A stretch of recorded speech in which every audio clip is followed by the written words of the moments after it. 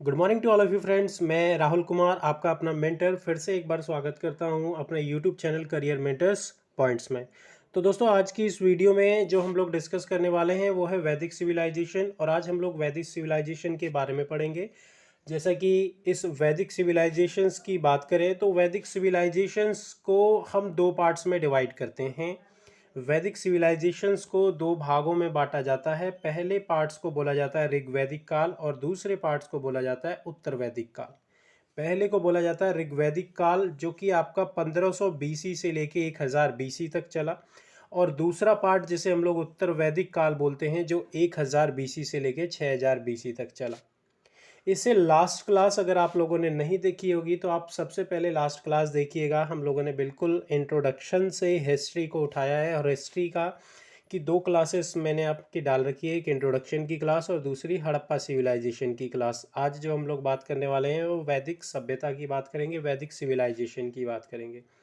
और इस वैदिक सिविलाइजेशन में आज की इस क्लास में हम लोग ऋग्वैदिक काल के बारे में पढ़ेंगे। और इस ऋग्वैदिक काल जिसका सर्वमान्य कार्यकाल जो है वो कितना है, 1500 बीसी से लेके 1000 बीसी तक। बट वैसे हमारा वैदिक सिविलाइजेशन जो है वो 600 बीसी तक चला था, क्योंकि इसको दो भागों में बांटा गया है। आज के इस पार्ट में हम लोग सिर्फ और सिर्फ हम ऋग्वैदिक काल के बारे में पढ़ेंगे।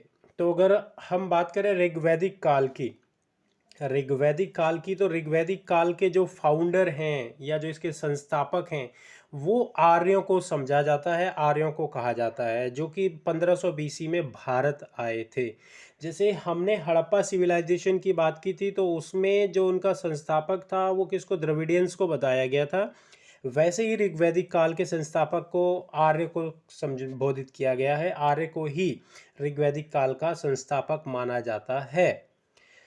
तो दोस्तों, मेरी लास्ट वीडियो ज़रूर देख लीजिएगा, तभी आप इस वीडियो को देखिएगा, तभी आपको चीज़ें समझ में आएगी। कॉन्सेप्चुअल है, मैंने सभी नोट्स प्रिपेयर कर रखे हैं। अगर आपको पीडीएफ की ज़रूरत होगी तो आप मुझे व्हाट्सअप या आप टेलीग्राम ऐप पर ज्वाइन कर सकते हैं।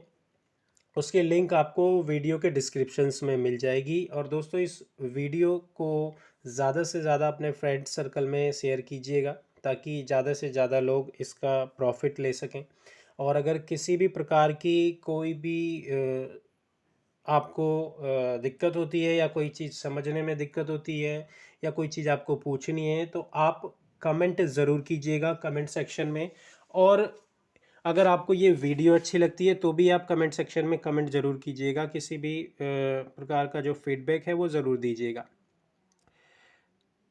तो इस फाउंडर की बात हम लोग कर रहे थे, यानी कि इसके फाउंडर को आर्य कहा गया। और आर्य की बात की जाए तो ध्यान रखना, अब हम लोग बात करेंगे कि डिफरेंस क्या है।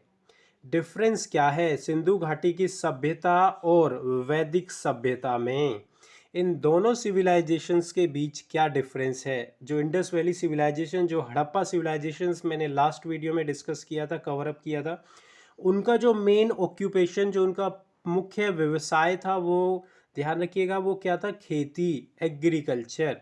और यहाँ पे वैदिक सिविलाइजेशन का जो मेन व्यवसाय है वो है पशुपालन। पशुपालन। इंडस वैली सिविलाइजेशन की जो सभ्यता थी वो नगरीय सभ्यता थी, बहुत ही अपग्रेडेड सभ्यता थी। लेकिन यहाँ पे ये ध्यान रखना, हमारा देश जो है, ये जो हिस्ट्री की बात करेंगे वो आगे बढ़ने की बात करें तो ये पीछे की तरफ आता चला गया। पहले आपने क्या देखा, नगरीय सभ्यता, पर फिर उसके बाद ये रूरल सिविलाइजेशन, यानी ये लोग ग्रामीण सभ्यता के ऊपर बिलीव करने लगे, ग्रामीण सभ्यता में रहने लगे। सिंधु घाटी सिविलाइजेशन को ब्रोंज एज के नाम से जाना जाता है, क्योंकि इसे हम लोग कांस्य युग की सभ्यता भी बोलते हैं। यहाँ पे आयरन की खोज नहीं हुई थी। लेकिन जब हम वैदिक सिविलाइजेशंस की बात करेंगे तो वैदिक सिविलाइजेशन में इनको आयरन यानी लोह युग की शुरुआत के नाम से जाना जाता है। यहाँ पे जो भी हमारे को प्रूफ मिले हैं, जो भी हमारे को भावचित्रात्मक लिपियाँ मिली हैं, वो अब तक अपठनीय हैं, जिन्हें अभी तक पढ़ा नहीं गया है।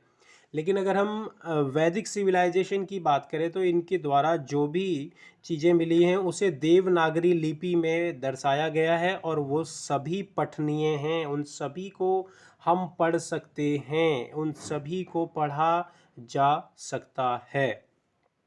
यहाँ पे इनका जो प्यारा एनिमल था वो था हम्प बैल, यानी कि कुब्बड़ वाला बैल। और यहाँ पे जो इनका बैल जो इनका जो है वो है गाय। यहाँ पे अगर हम वैदिक सिविलाइजेशन की बात करें तो इनका लवली एनिमल जो है, इनका जो पालतू पशु या इनका जो प्रिय पशु था वो था गाय। और जो हमने हड़प्पा सिविलाइजेशन की बात करें तो वो क्या था, आपका कुब्बड़ वाला बैल। यहाँ की जो सोसाइटी थे वो मातृ सत्यात्मक थी। यहाँ पे जो सोसाइटी थी वो थी मातृ सत्यात्मक, यानी कि इंडस वैली सिविलाइजेशन में। और यहाँ जो भी हम लोग वैदिक सिविलाइजेशन की बात करेंगे वहाँ पे पितृ सत्यात्मक। यहाँ पे अगर हम लोग बात करें तो जैसे हम लोग बोलते हैं पुरुष प्रधान देश या पुरुष प्रधान की शुरुआत यहीं से की गई। इससे पहले मातृ प्रधान समाज था हमारा, उसके बाद पुरुष प्रधान समाज की बात करें तो उसकी यहीं से बात या इसी की यहीं से शुरुआत हुई। इसके कॉन्टेक्ट की बात करें तो यहाँ पे इस ऐसी सिविलाइजेशंस की और भी हमें प्रूफ मिले हैं, जैसे सुमेरियन, इजिप्ट, ईरान, चाइना। लेकिन अगर हम बात करते हैं तो यहाँ पे ध्यान रखना, ये जो आपका वैदिक सिविलाइजेशन है इसका कोई भी और कहीं एविडेंस नहीं मिला है।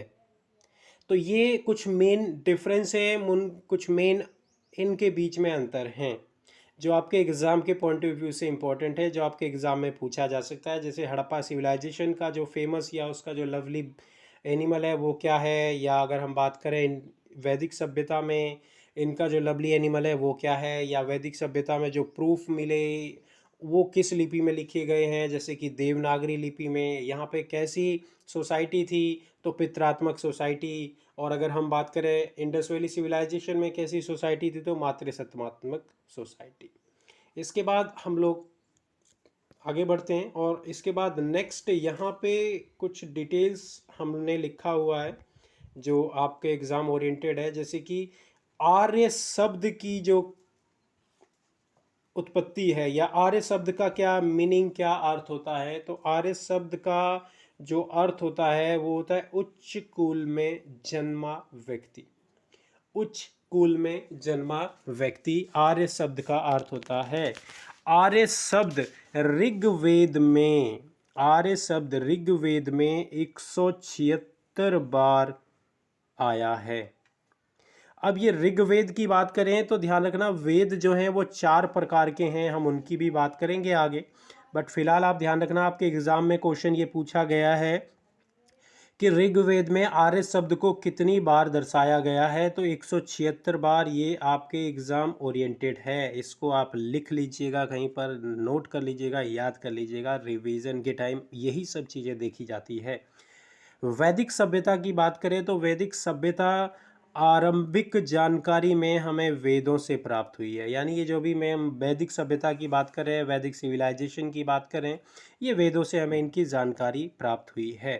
अब अगर हम नंबर ऑफ वेदास की बात करें, वेदों की बात करें, तो इसे 4 भागों में बांटा गया है। वेदों को 4 भागों में बांटा गया है, जिसमें पहला ऋग्वेद, दूसरा सामवेद, तीसरा यजुर्वेद और चौथा अथर्ववेद। ये 4 वेद हैं, जिसमें सबसे बड़ा और सबसे अहम जो वेद है वो कहलाता है हमारा ऋग्वेद।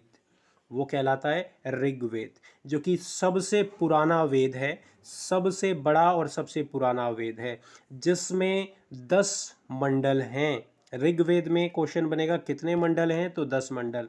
क्वेश्चन बनेगा कि गायत्री मंत्र का कौन से मंडल में उच्चारण किया गया है, गायत्री मंत्र कौन से मंडल में दर्शाया गया है, तो इसके 3rd वर्णन में गायत्री मंत्र को दर्शाया गया है। इसमें वर्ण कितने हैं, तो इसे 10 वर्ण में विभाजित किया गया है। और इसमें सूक्त कितने हैं, तो 1028 सूक्त हैं। ऋग्वेद से रिलेटेड अगर कोई क्वेश्चन बनता है आपके एग्जाम में, तो क्वेश्चन ये बनेगा कि ऋग्वेद के कौन से गायत्री मंत्र को कौन से मंडल में दर्शाया गया है, तो 3rd। इसमें टोटल कितने वर्ण हैं, तो 10। इसमें टोटल कितने सूक्त हैं, तो 1028। इसके बाद जो हमारा दूसरा वेद आता है, जिसे हम लोग बोलते हैं सामवेद।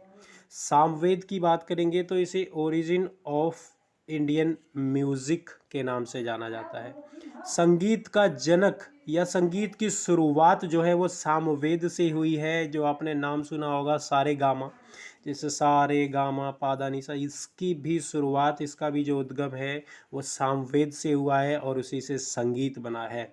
तो अगर क्वेश्चन बनता है कि संगीत का जनक किस वेद के थ्रू हुआ है, तो सामवेद के थ्रू। एंड अगर हम लोग बात करते हैं गायत्री मंत्र का उच्चारण कौन से वेद में किया गया है, तो ऋग्वेद में। ध्यान रखिएगा ये सब चीज़ें। और यजुर्वेद की बात करेंगे तो यजुर्वेद यानी कि मेथड ऑफ यज्ञ, यानी यज्ञों की विधि को इस यजुर्वेद में दर्शाया गया है।